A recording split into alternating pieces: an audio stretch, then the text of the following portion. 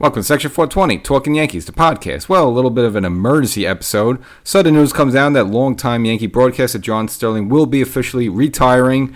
Maybe that's something we should be surprised of, but it kind of came a little bit of sudden here. So it is announced that he has officially retired effective immediately. So it's not going to be sort of any farewell kind of thing like that. He's officially retired, but they are going to have a ceremony for him this coming Saturday the 20th. So that'll be the home game against the Tampa Bay Rays, and that's also the Aaron Judge bobblehead doll day. So it's a John Sterling retirement / Aaron Judge bobblehead sort of mixed a little party there. So I'm going to give my little instant reaction to have that. I'm obviously, I'm a Yankee fan my whole life, so all I've known really is Sterling on the radio and his Yankee calls and all the home run calls and everything like that. So, a huge chunk of it, I would say, instead of Americana, Yankee-kana, now gone, unfortunately. But again, you really should be surprised because he has been winding down his workload in recent years. He is 85 years old, and, at some point, everything comes to an end like that. So get into the episode and make sure you subscribe to this podcast. So if you want to get instant reactions like this and other cool stuff, make sure you're an audio podcast subscriber and hop over to the YouTube channel.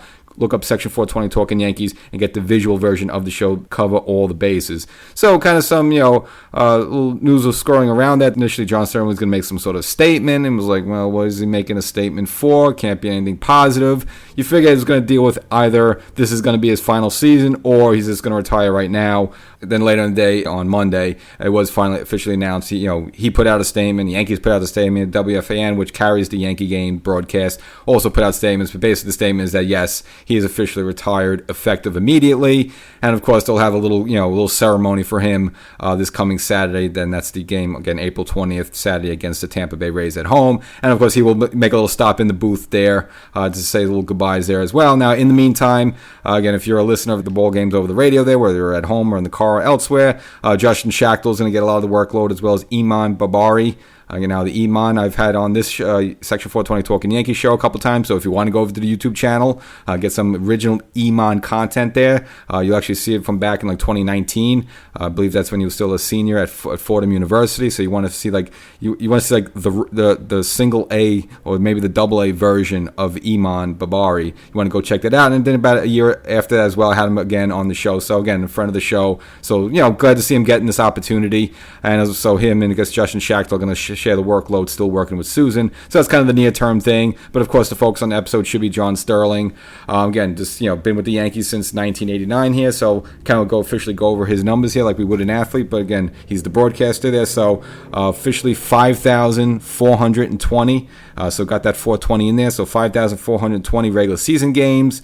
211 postseason games, and he held a bit of an Iron Man streak himself. Since joining the Yankee broadcast team in 1989, he had a consecutive streak there of 5,060 games, and that's from between September of 1989 through July of 2019.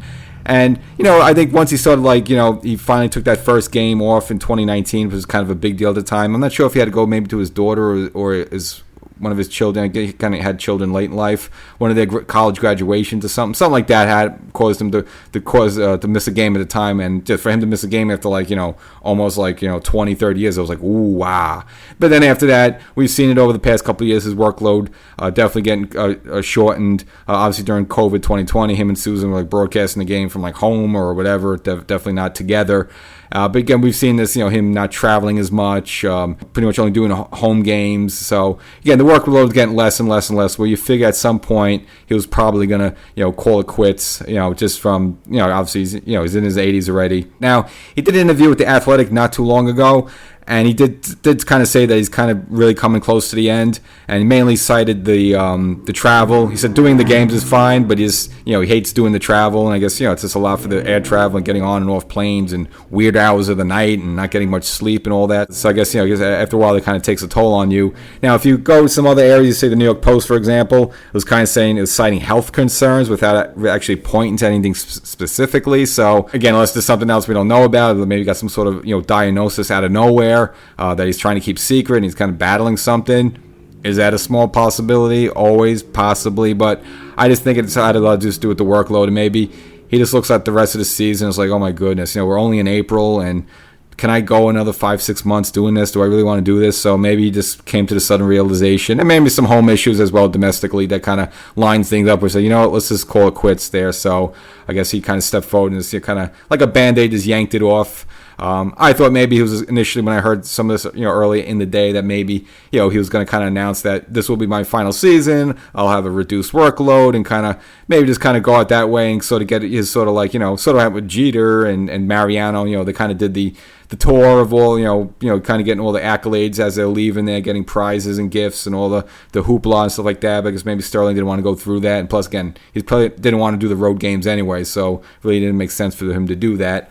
So I guess he just, again, yanked the Band-Aid off and said he's going to retire effective immediately. So I guess technically his last broadcasted game was the final game against the Blue Jays at home. I guess that was the April 7th game, the game the Yankees won. They were Stanton hit that grand slam, so at least he gave Sterling a blast out the window there. So kind of sad news there. Again, he's been part of the Yankees. We know all the Yankee calls. One of the more recent YouTube episodes kind of mentioned a little disappointed with his Soto call there. So I don't know, again, maybe he was losing a step a little bit there. Just it wasn't really the greatest there with that Soto call. So maybe it was time for him to just realize it's time to hang it up there. But nevertheless, obviously all the iconic Yankee calls, all the Yankee games, the Yankees win, Yankees win after each game. We know all the stuff, all the Sterling stuff. That's baseball Susan. I mean, he's pretty much, copied and imitated across all of baseball, in a nice way. Now, you've heard some people kind of complain about him a little bit in recent years, this sort of like misjudging balls, like a ball that he would think is a home run ends up just getting caught at the warning track, or him going through long periods without giving the score, what's going on in the game, which